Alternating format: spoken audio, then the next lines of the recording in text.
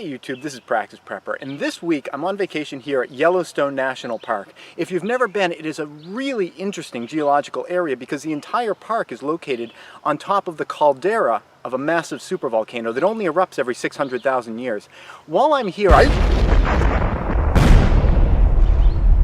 this week, it had to erupt this week while I'm here. That's perfect timing. That's great. Well, as soon as that shockwave hits, I'm gonna get fried, so I guess since I'm gonna die anyway, I might as well take this opportunity to get a few things off my chest. The big one really is that it's been a secret, but I guess I'll share it now. I'm quad-gendered polyamorous. Even I don't really understand what the quad-gendered part means, but polyamorous means that I am sexually attracted to plastic. I wanted to share that because... What happened? Well, the effect was going to be too time-consuming if it hit the tree line, so we decided to stop it before the tree line. Oh, so that means I'm not going to die? Yeah, you're good. What was that sexual peculiarity you were talking about? Well... What was that all about? This is a joke. I was just... A joke, yeah? Just fooling. Mm-hmm. Just fooling around. I'm totally normal. Totally normal.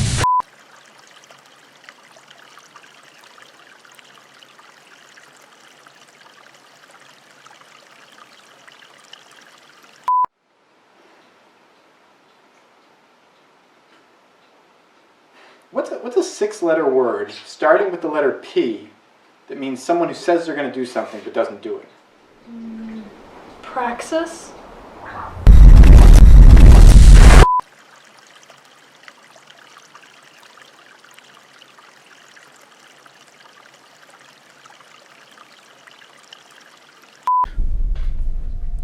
This is video log number 100.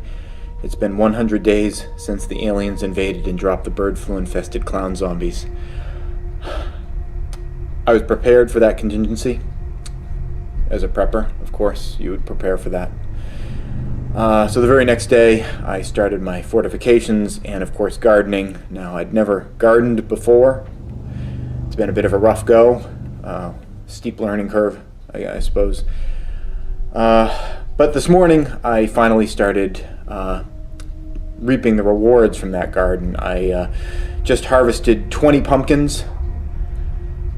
This is the largest of the pumpkins. This is smaller than I anticipated. I don't know if this is going to work out.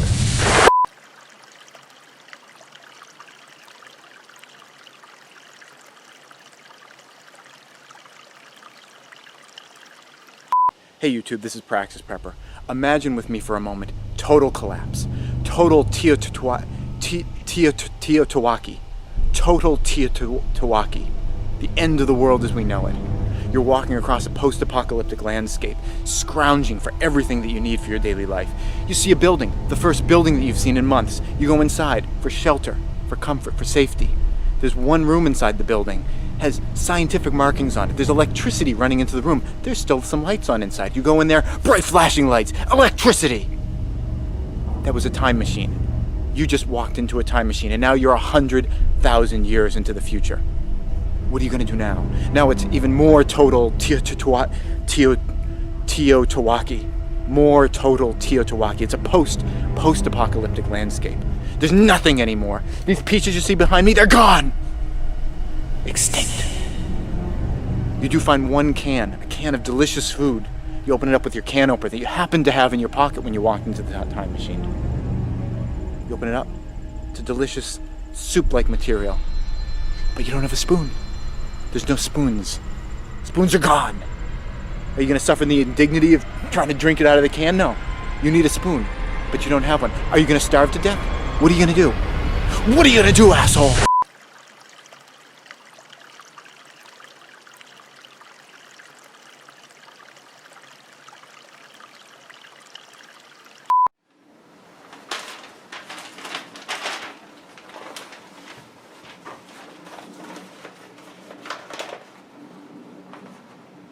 Huh. Looks like it's gonna rain tomorrow. That's it! I am sick and tired of your shit pessimism!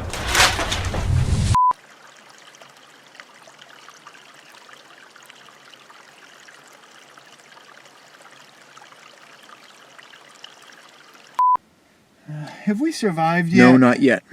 Have we survived yet? No. Have we survived yet? Have we survived No. yet? Have we survived No. yet? Have we survived No. yet? Have we No. survived yet? No. Have we survived?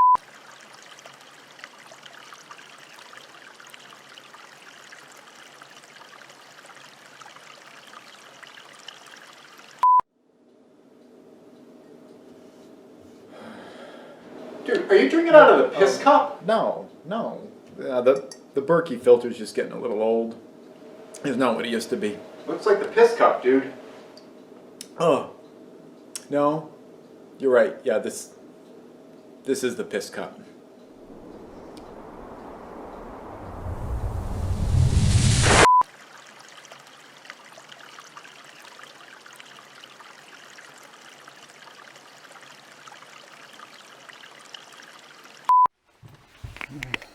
What are you doing? Oh, it's just an antibiotic. What do I need that shit for?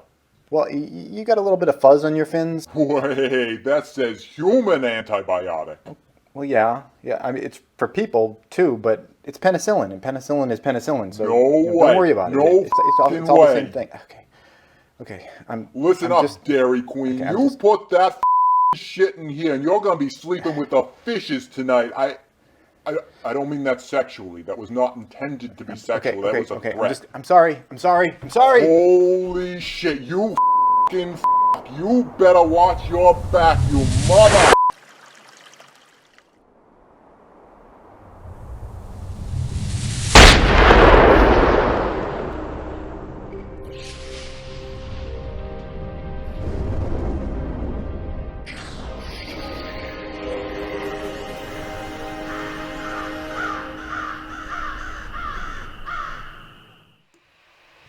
Hey everybody, and welcome to the live stream related to the Project Homestead series. Tonight we're going to be talking specifically about gardening.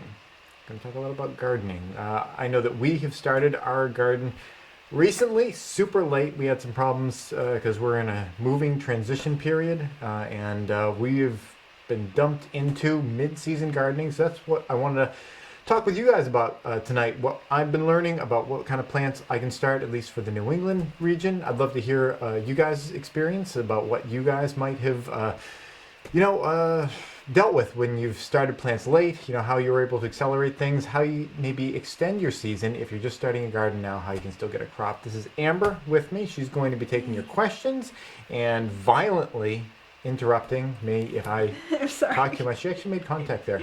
I'm sorry. I don't know if you heard that. The microphone's right here. Maybe you heard that. Like to know in the comments if you heard It this. was Yeah, an it's loud. It's gonna accident. be swelling up through the show here.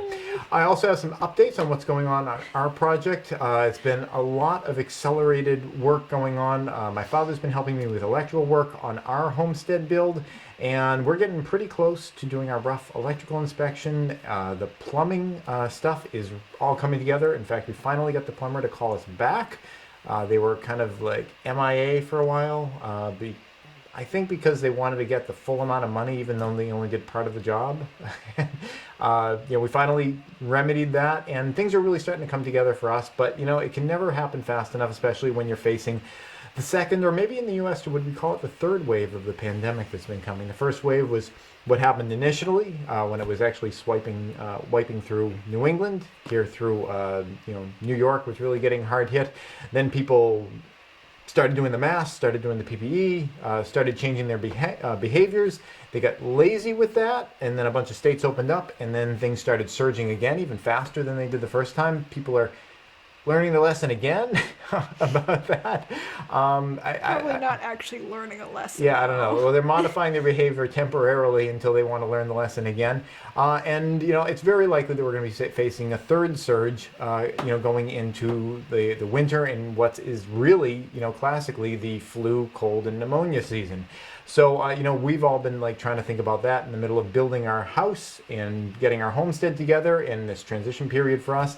Also getting ready for what's coming, and we'll be talking about that with you guys as well. We also have some video snippets of what's going on, presently at the site, including the gardening stuff, and we'll go over to that in just a little bit. But I'd first love to know who's here with us. I know we have a couple people, that are with us live tonight. So chime in and let us know. Why don't we do that actually while we watch the video? Amber, do you want to bring up today's video and just get people? Oh, it's a. Okay, don't go to the video. I didn't wear the shirt today because we don't really usually get super chats. Okay. Lately, we've been getting one at least once every time. I don't know. It's like twice a month, and I forget. Okay, here's the super chat shirt, which I'm gonna don, which we emblazon with your name if you shoot us a super chat. Thank you very much, Survival Living, for sending that. And you know, honestly, the reason that I did not, there's a lot of dust in this shirt. You guys probably can't see it but it's being backlit by the light here. I'm sure I'm scraping my mic up.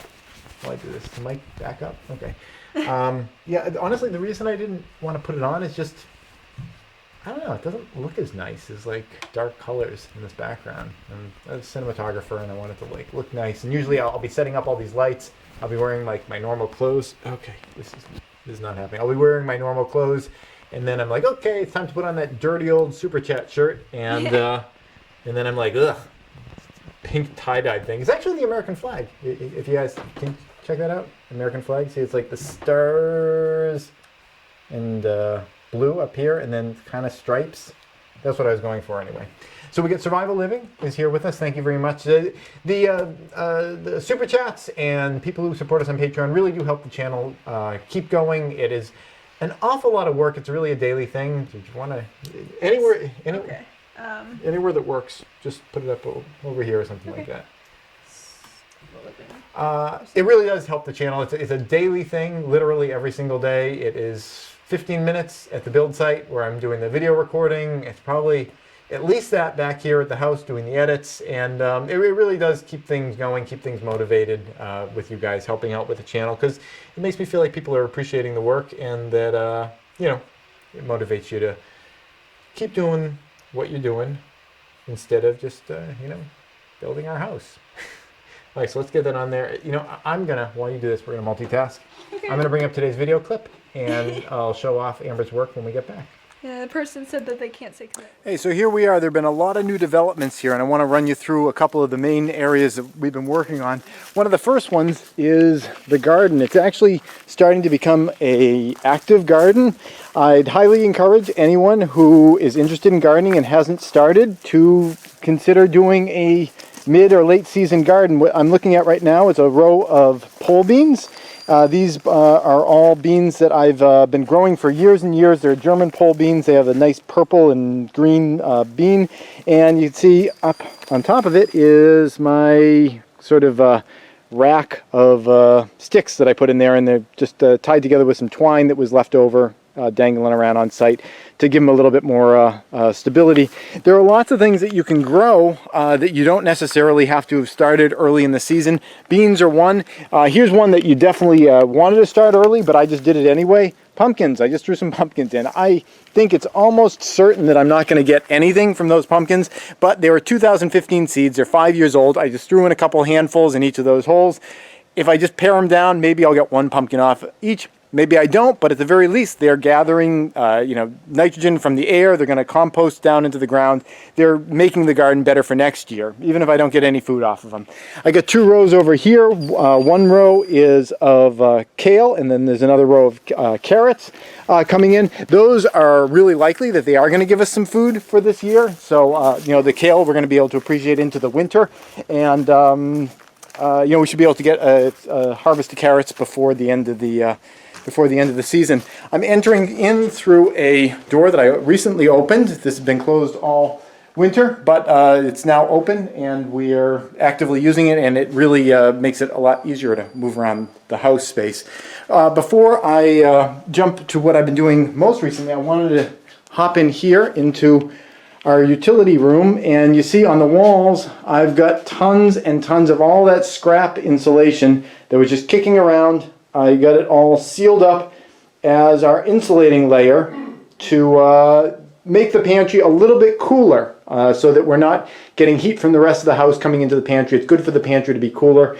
By the rules of the environmental agency that we are kind of being controlled by to some degree, I had to do this. Their take on it was that they wanted to protect the rest of the house's warmth from the bitter cold that we were going to see in the pantry because we didn't insulate parts of the floor. But the reality is there is a benefit to insulating it, and it's mostly just to keep the pantry kind of cool, protecting it from the heat that we generate in here.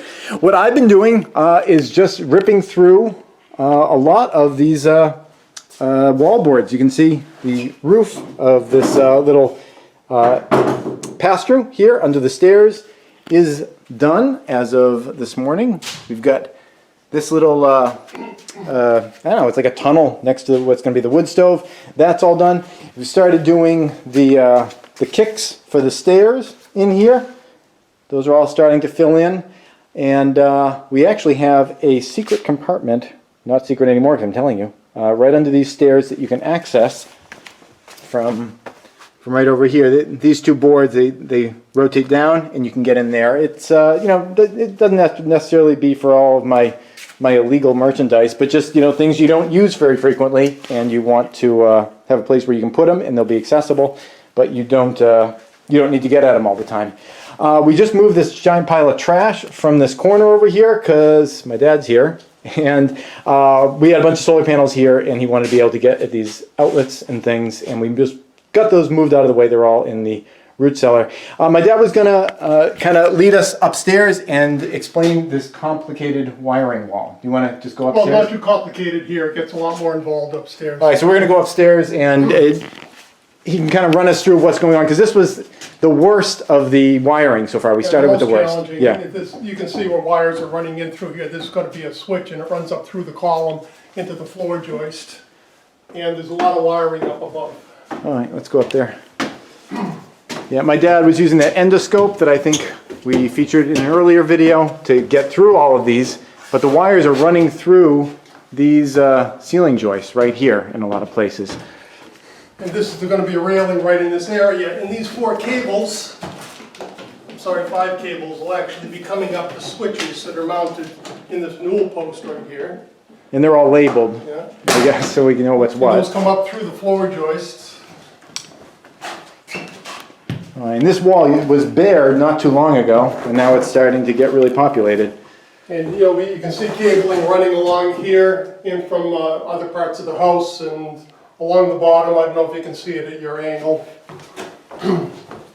Okay, yeah, this was a really complicated setup. Well, why? Because of the number of switches that control it. Yeah. Yeah. And there's switch over there, four-way over here. Just a standard switch here, receptacle box, or actually light box. You can see where cabling's coming out of the joist, that's going to be for a smoke detector up in that area. Right here. And we had to do stuff upstairs too, right? Yep. There's actually a wire that runs in underneath the floor here through the joist and runs outside to bring in power up into this area. And upstairs? Yeah, you can go upstairs, I'll follow you. Okay. Yeah, this was really the most complicated wiring setup in the whole house just because it's a 6-way circuit. There are 5 lights, and there are 5 switches, and they control 1 set of lights. And there's a lot of wiring that has to fly all over the place. Yeah, and just some more wiring, switches for the stairs and switch for the bedroom and receptacle. This wire that runs through here comes from, this is part of the smoke detector system.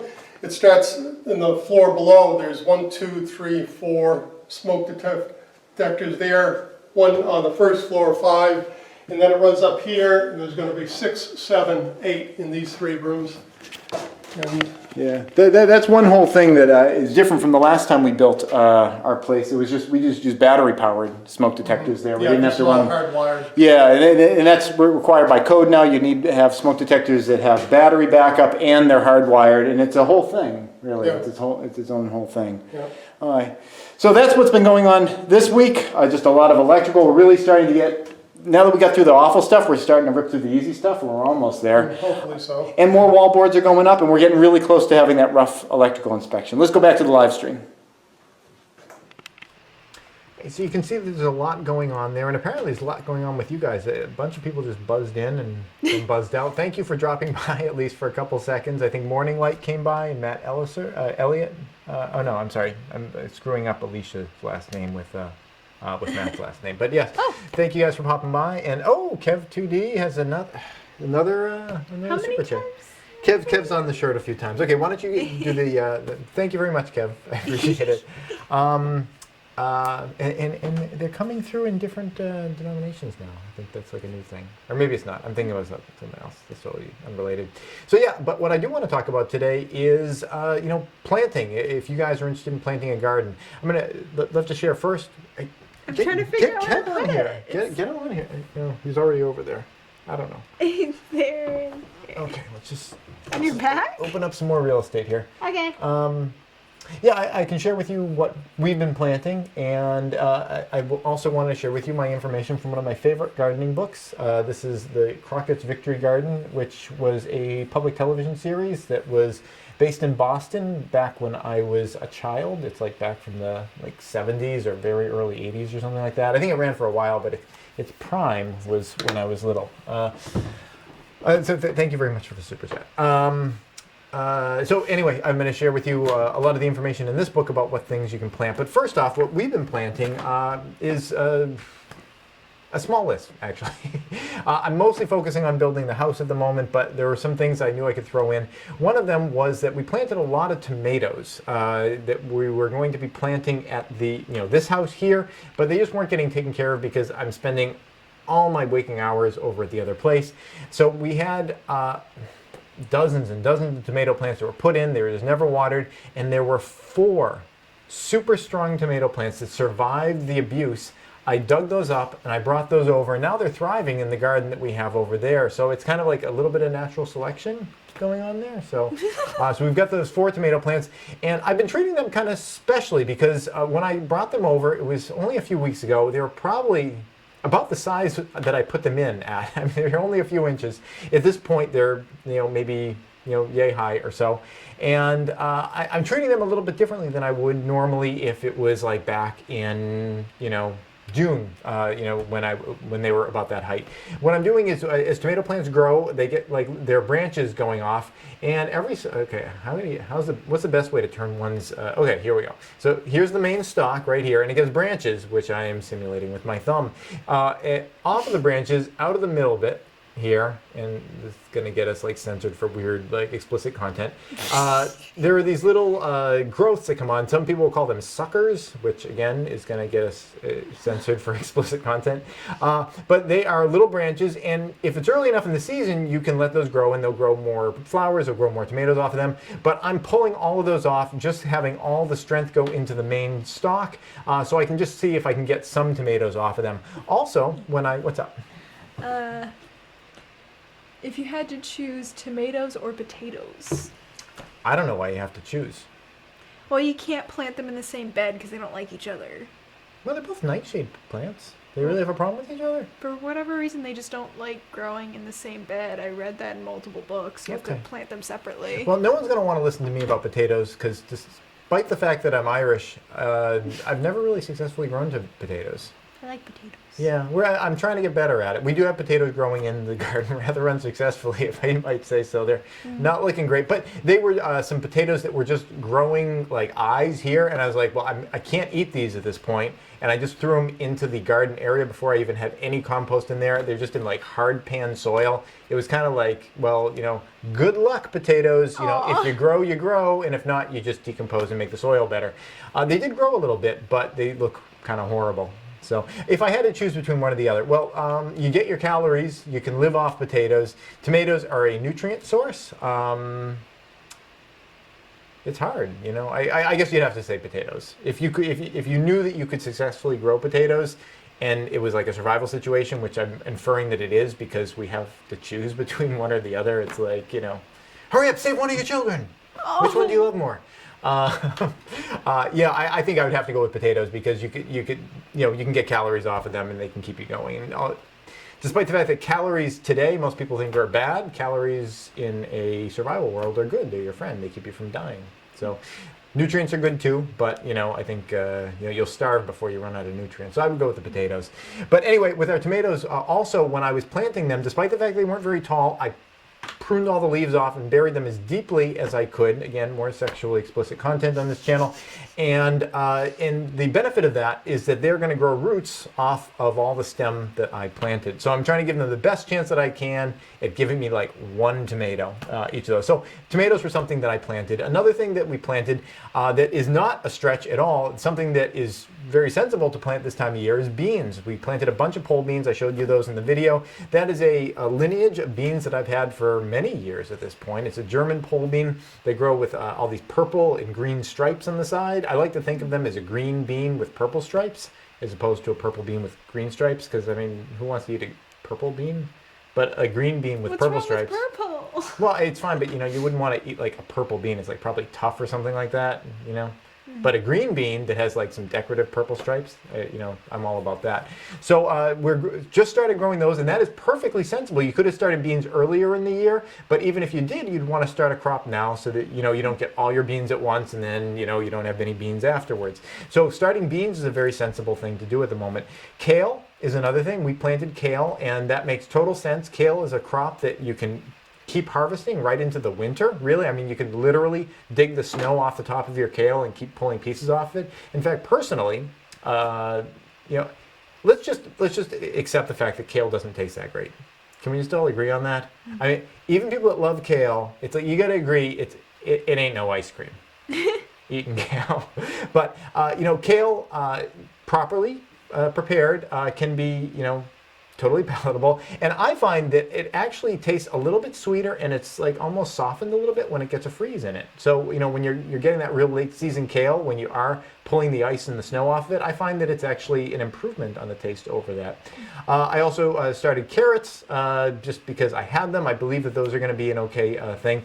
And what I wanted to mention is like all the different crops that are listed in here that I didn't plant that I'd love to share with you guys. Do we have any questions popping up before I jump into my crazy list? Another thing I want to share with you guys, and I promise I will before the end of the episode. If you guys remember last live stream, we had a little question about who is America named after, and I never actually revealed. If a couple people guessed it, it's Amerigo Vespucci. He was an Italian person, and he was famous for making up total BS stories about the United States. Or it wasn't the United States back then. Obviously, it was North America, but like he was like kind of in the travel industry, I believe, and he wanted to like get people over here. So he was like, "Damn, son, these like giants, there's cities of gold." He probably had an Italian accent as opposed to whatever the hell that was that I just spat out. But yeah, he was like all about like just this like amazing, miraculous like storytelling about the United States. Literally giants. I think he said there were giants. Tramping around the woods around here. So that was the reveal that I never revealed at the end. I do want to reveal something about what we did today. We had a social gathering with kids, and we got a photo of that, which is kind of interesting, which we'll do at the end. I'm really going to try not to forget it. Did we have a question, though? I kind of cut you off. I think you were saying that we might have. Let's see. Otherwise, I'm going to go into this list because it's really important to start a garden now if you have the means to. If you got lazy earlier, that's the whole thing with prepping is it doesn't matter whether things are perfect, just make things better than they are. And starting a garden now, a late garden, is better than not starting a garden at all because you at least get something. Maybe you have all these dreams about you want to have a whole acre and you're going to, plant it down to the square inch. But, even if that doesn't work out, if you just get one plant, that's one plant that you didn't have. Is there something? I keep cutting you off. So there wasn't any questions, but somebody said that apparently it's still a little early for leafy greens in Texas. Okay, well, yeah, you have to understand that what I'm spouting here is New England knowledge, and Yeah. I'm just not capable of knowing about the entire planet or even the entire United States. So you obviously have to check your own region for what works. But what I can say is that New England, as the United States goes, is about as far north as you can get, unless you count Alaska. I tried for a Sarah Palin accent there for a moment, but it just didn't happen. Anything that I'm talking about things that you still have the opportunity to do, may not be the ideal time, but the ideal time is either here or coming for you guys. Again, unless you are up in. I can't do a Sarah Palin accent. I just don't know how to do it. What's up? Somebody has a question. Do you have any tips for apartment gardening? Yeah, well, I mean, it's just containers, really. That's the way that you have to do it. Now, if you have access to sun, you can bring things out. When you're doing containers, they don't have to be anything pretty. You can just use 5-gallon buckets. But when you're putting things into the 5-gallon buckets, first we have to compartmentalize this between things that can be outside and things that can be inside, or have to be inside. If you have access to outside, that's ideal because you don't have to run grow lights and everything. Grow grow lights is a whole other thing. I'm not even going to address that. You guys can imagine. Put pots under grow lights. You guys can figure that out. But if you guys have the ability to get outside, that's really ideal because you're not spending electricity on the energy to run the grow lights. You're getting all that natural, and it's not just the natural sun. It's also just getting breeze and stuff, and getting some rain on your crops. Plants get dusty and things, and it's good to have the wind blowing over them, and it's good to have the rain on them. Granted, it also opens you up to pests and things like that if you're bringing stuff outside. But I personally, I just love doing things as close to nature as possible. Things don't have to be pretty. Just get some 5-gallon buckets, drill some holes in the bottom, have something to put them in. It doesn't have to be anything crazy. You could just have like a kid's pool or something like that, like a small kid's pool. And that applies like if you need to bring the things in later on at the end of the day, if you water them, they may still be dripping. You want to be able to put them in something so they're not going to drip over on your floor. But just take some 5-gallon buckets. Be very careful about drainage though, because you want to make sure that you're not saturating these things and they're sitting in overly moist soil. So get some gravel or broken up rocks, broken up concrete. I wouldn't do asphalt because that's like tar or something, but like any kind of crushed up stuff that will have good drainage you have access to. It honestly could be broken glass, although I don't know that you'd want to like reuse the soil later on.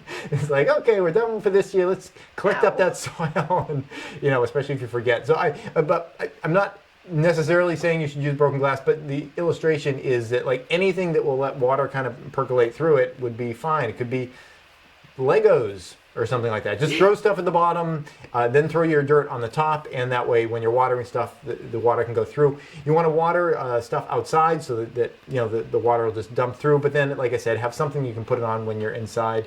And you got to limit yourself to things that aren't going to do too much vining, really. A pumpkin is going to be really difficult unless you have like a team of people to move it. One person grabs the pot, another couple people are grabbing the vine, and then any pumpkins that are there, you'd need an individual dedicated person for each pumpkin. So something like that would be possible, but it'd just be really ridiculous. If you do it, make a video. I'd love to see it about people moving a full-grown pumpkin vine. But anything that pretty much stays in place. Tomatoes totally can work because you can just put a stake and you can grow them up the stake, keep them tied. And honestly, I'm just going to go back a little bit. I guess you could do a pumpkin if you put a stake in there, had the kind of tethered the vine to the stake, did a lot of pruning, so you only got one fruit, and then like when you move it, I guess one person would carry the pot and one person would get the pumpkin or something like that. Anything's really possible. Cucumbers could certainly be something you guys could do. But the idea is, ideally, if you can, have a place where you can get the stuff outside and absorb the natural sun's rays and get the wind and all that going on. Do we have any other questions? I'd love to read this list of other things that people either could plant right now or plant soon. Looks like somebody has a question. And we have just a few minutes left. Have you considered growing some elderberry randomly in your forest areas? They're great trees, lovely flowers, and make lovely wine and preserves, and can be left completely alone. You know what? We have a red elderberry plant that's growing wild as a weed out by our electrical panel. Really? At the back of this house, and I've been thinking about digging it up. The only thing that's kind of kept me from doing it, aside from the fact that it's as tall as I am, is that it's growing out of a wicket of sticks that were just kind of thrown onto the ground, and I'm not sure how I'm going to get the thing out of there. Like a shovel just can't go through the sticks. But yeah, elderberries, it's a beautiful plant. It grows really big. You don't really have to tend to it at all. I mean, like I said, it grows like a weed here in New England. And it has lots of benefits. There's the health. I'm not sure how proven they are. I like to think that elderberry syrup is something that's helpful for the immune system. I know people go back and forth on that, but certainly as a fruit or vegetable, I mean, you can't go wrong with that, just getting more of those. And I didn't know that it could be turned into wine, which is the highest form that a fruit or a vegetable can be consumed in. Okay, so I'd love to go through just this list just to get you guys' brains churning on things that might be of interest to you. Again, this is the July month. What I love about this book is that I'm not advertising this book. I think you can get it on Amazon. It isn't like an old one, but it's like $90 or something like that because it's out of print or whatever. There's all kinds of gardening books. You got to get them for your region. This is for Boston. Different things they suggest. Beans, which, patting me on the back because I did beans. Beets also. Chinese cabbage, which, Is that cool in like a modern politically correct world? Can I say Chinese cabbage? I don't see what's wrong with it. I don't know. I just don't know. Is that offensive to call it Chinese cabbage? I don't see why it would be. I don't know. It just seems like people are offended by everything. So, I mean, yeah. yeah. Kinda. Like every time I hear people talk about Irish breakfast tea, What? I'm offended. Why? Yeah, and okay, yeah, I'm just joking. I don't even know what this one is. Cinerea. If you know what cinerea is, and you're It's like a disease. yeah, it does sound like a disease, and you're a fan of contracting cinerea, it's something that you could begin contracting now, or if you live in the southern United States, maybe you could contract it over the next couple months. Collards and collard greens are such a wonderful food supply. I keep being gifted. A friend of mine keeps giving me collard greens. You plant a collard green plant, and it is just going to dump collard greens on you, and it's just. I think it's tastier than kale. I don't know. What do you think about collard greens? I don't really remember what they taste like. I was putting them in wraps a bunch. Remember, I was chopping them into strips. Oh yeah. I thought you thought maybe they were bitter. A little bit better, I guess. Kind of racist over here. What? Cucumbers. How is that racist? Cucumbers. Cucumbers are in that family of like squash-like things, like pumpkins. I mean, obviously, cucumber is not a pumpkin, but they're in that same kind of family. A lot of those kinds of things, it's not going to fly to grow those this time of year, because they take a while. But cucumbers are one that if you start now, you can get a late-season crop of cucumbers. Delphiniums, I happen to know that's a flower because I'm really smart. English daisies, a lot of these are flowers. Why do people bother with flowers? Well, I guess they're good for pollinators. They bring pollinators to your garden. Forget-me-nots, kale, they mention. And like I said, that's a great one because it goes right into the winter. Lettuce, again, this is something specific to the person that commented was in Texas or somewhere in the southern United States. Any kind of leafy greens like lettuce, if it's still too hot, they're going to bolt. And they get like the sap, like you ever break open a dandelion? And it's like that white kind of like sap inside. Lettuce is actually related to, is it related to? I think it is. Don't quote me on that. But they have a very similar kind of sap when they get a lot of hot, dry weather. The lettuce will get that kind of bitter sap in it. So you want lettuce to be in a cooler environment as well. You can also grow pansies and radishes, rutabagas, sweet william, which I think is a flower. There are many other things. That's what they list in this book. But the point is if you have not started a garden yet, it is not too late. Get something in the ground, get something in a pot, take care of it a little bit. I know that I mentioned that I completely neglected my garden here, but I have an excuse. I'm building a house. Unless you're building a house right now, you probably can pull some time together and just throw some water on them. So that would be my encouragement for you guys, or my critique of the way that you choose to spend your time. Do we have any other questions, or are we out of here? I don't see any questions, but there are people vouching saying that, yeah, elderberry is pretty good, like in terms of health benefits and things like that. Well, if a lot of people are saying it online, I wouldn't argue with it. What?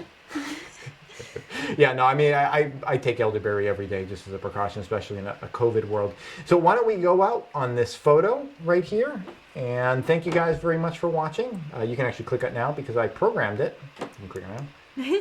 I programmed it so you can still hear my voice. So this is River is in the background, and he's not giving us the finger. He's holding up the number 2. It's not a peace sign either. They were asked to tell me how many frogs they had, and as you can see here, kids, they got the masks on, and they are doing the PPE and everything, but they can still get outside, they can still play, they can still hunt for frogs, in this case, hunting for newts, and you can still have a lot of fun, even in a COVID world, although we're all very looking forward to it being over.